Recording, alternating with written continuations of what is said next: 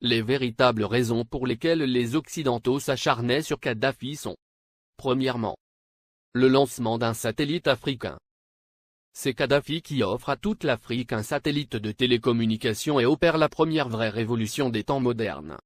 Ce satellite assure la couverture universelle du continent pour la téléphonie, la télévision, la radiodiffusion et de multiples autres applications telles que la télémédecine et l'enseignement à distance.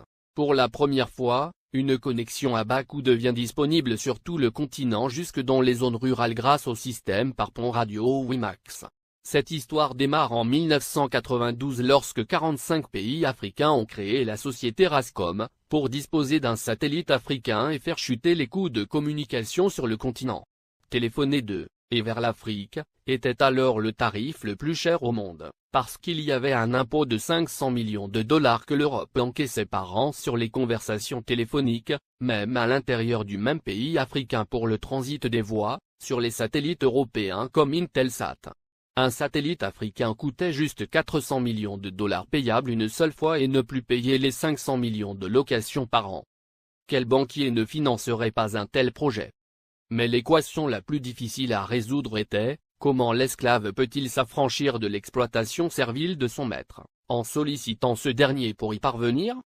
Ainsi, la Banque mondiale, le FMI, les États-Unis et l'Union européenne, ont fait miroiter inutilement ces pays pendant 14 ans. C'est en 2006 que Kadhafi met fin au supplice de la mendicité aux prétendus bienfaiteurs occidentaux, pratiquant des prêts à taux usuraires. Le guide libyen a ainsi mis sur la table 300 millions de dollars, la Banque africaine de développement a mis 50 millions, la Banque ouest-africaine de développement 27 millions, et c'est ainsi que l'Afrique a depuis le 26 décembre 2007 le tout premier satellite de communication de son histoire. Dans la foulée, la Chine et la Russie s'y sont mises, cette fois en cédant leur technologie et ont permis le lancement de nouveaux satellites, sud-africains, nigérians, angolais, algériens et même un deuxième satellite africain est lancé en juillet 2010. Et on attend pour 2020, le tout premier satellite technologiquement 100% africain est construit sur le sol africain, notamment en Algérie. Ce satellite est prévu pour concurrencer les meilleurs du monde mais à un coût 10 fois inférieur. Un vrai défi. Voilà comment un simple geste symbolique de 300 petits millions peut changer la vie de tout un continent. La Libye de Kadhafi a fait perdre à l'Occident pas seulement 500 millions de dollars par an, mais les milliards de dettes et d'intérêts que cette même dette permettait de générer à l'infini et de façon exponentielle, contribuant ainsi à entretenir le système occulte pour dépouiller l'Afrique. Deuxièmement, l'institution d'un fonds monétaire africain entre autres. Les 32 milliards de dollars saisis par M. Obama appartiennent à la Banque centrale libyenne, et prévus pour la contribution libyenne à la finalisation de la Fédération africaine, à travers 3 projets phares. 1. La Banque africaine d'investissement à Sirte en Libye. 2. La création en 2011 du Fonds monétaire africain avec un capital de 42 milliards de dollars, avec Yaoundé pour siège. 3. La Banque centrale africaine avec le siège à Abuja au Nigeria. La première émission de la monnaie africaine signera la fin du franc CFA, grâce auquel Paris a les mains mises sur certains pays africains depuis 50 ans. On comprend dès lors et encore une fois la rage de Paris contre Kadhafi. Le Fonds monétaire africain doit remplacer en tout et pour tout, les activités sur le sol africain du Fonds monétaire international, FMI, qui avec seulement 25 milliards de dollars de capital a pu mettre à genoux tout un continent avec des privatisations discutables, comme obliger les pays africains à passer d'un monopole public vers un monopole privé. Ce sont les mêmes pays occidentaux qui ont frappé à la porte pour être aussi membres du Fonds monétaire africain, et c'est à l'unanimité que du 16 au 17 décembre 2010 à Yaoundé, que les Africains ont refusé cette convoitise, instituant que seuls les pays africains seront membres du Fonds monétaire africain. Il est donc évident qu'après la Libye, la coalition occidentale déclarera sa prochaine guerre à l'Algérie, car en plus de ressources énergétiques énormes, ce pays dispose d'une réserve monétaire de 150 milliards d'euros. Ce qui devient la convoitise de tous les pays qui bombardent la Libye et qui ont tous quelque chose en commun, ils sont tous financièrement quasiment en faillite. Les États-Unis à eux seuls ont 14 000 milliards de dollars de dette, la France, la Grande-Bretagne et l'Italie ont chacun environ 2 000 milliards d'euros de dette publique. alors que les 46 pays d'Afrique noire ont au total, moins de 400 milliards de dollars de dette publique. Créer des fausses guerres en Afrique dans l'espoir de trouver de l'oxygène pour continuer leur apnée économique, qui ne fait que s'empirer et ne fera qu'enfoncer les Occidentaux dans leur déclin qui a débuté en 1884 lors de la conférence de Berlin. Car comme l'avait prédit l'économiste américain, Adam Smith en 1865, dans son soutien à Abraham Lincoln pour l'abolition de l'esclavage, l'économie de tout pays qui pratique l'esclavage des Noirs, est en train d'amorcer une descente vers l'enfer qui sera rude le jour où les autres nations vont se réveiller. Pour empêcher Mouammar Kadhafi de concrétiser le rêve de millions d'Africains dès 2014, il fallait donc l'éliminer avant, ou perdre le contrôle total de l'Afrique.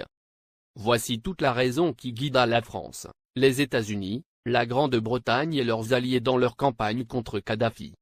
Monnaie, Fonds monétaire africain, Banque centrale africaine, télécommunications, transport, États-Unis d'Afrique. Mouammar Kadhafi avait ingénieusement tout planifié, se fixant comme délai l'année 2014 pour la création de la Banque centrale, le Fonds monétaire et bien d'autres encore pour affranchir le continent noir, après un demi-siècle d'indépendance aux allures de paroles suivies d'aucun acte ou de gouverner sans régner. Après avoir émis l'idée en 2000, lors du sommet de l'Organisation de l'Unité africaine, il a obtenu la création de l'Union africaine quelques années plus tard, le guide libyen pousse le bouchon plus loin. Satellite africain et Afriquia, deux idées concrètes pour l'unité. Mouammar Kadhafi pousse ses pairs à acheter un satellite africain pour que l'Afrique ait son indépendance en matière de communication. Il préfinance cet achat avec plusieurs centaines de millions de dollars américains. Il sait dépenser sans compter.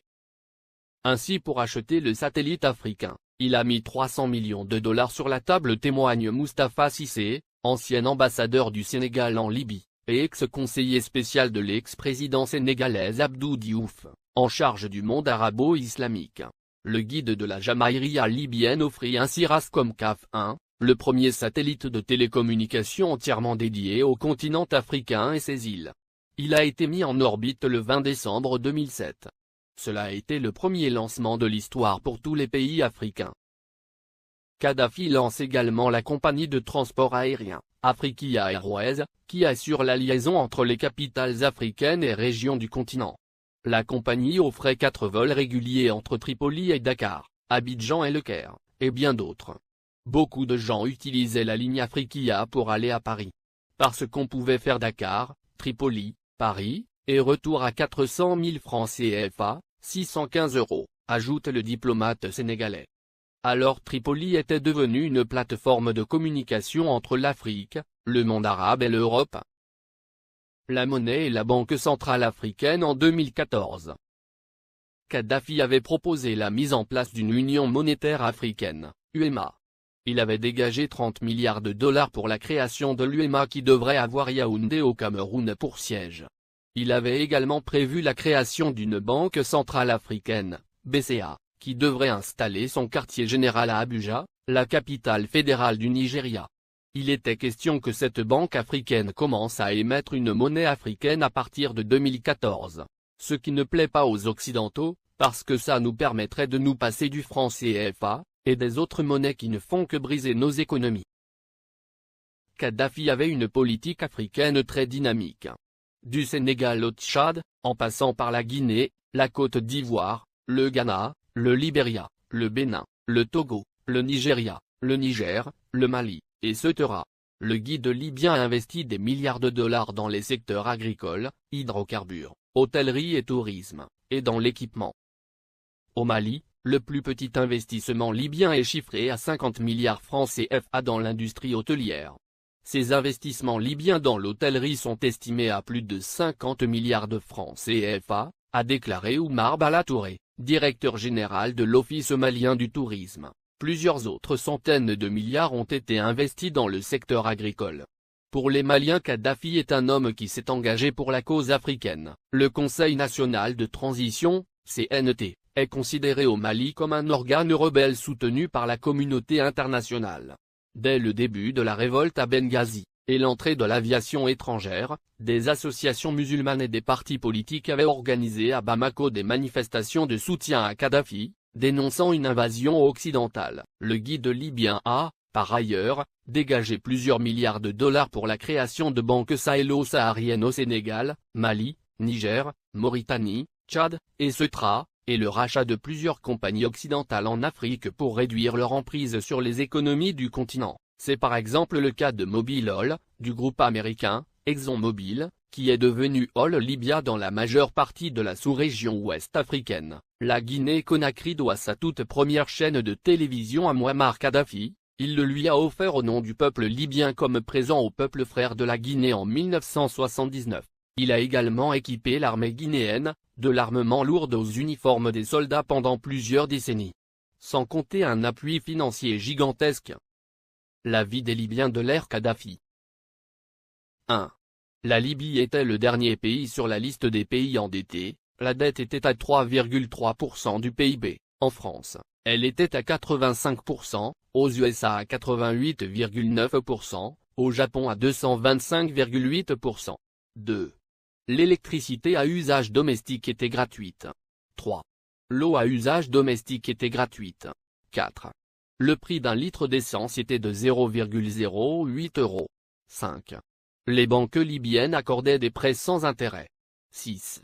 Les citoyens n'avaient pas d'impôts à payer, et la TVA n'existait pas. 7. Chaque famille libyenne, sur présentation du livret de famille, recevait une aide de 300 € par mois. 8.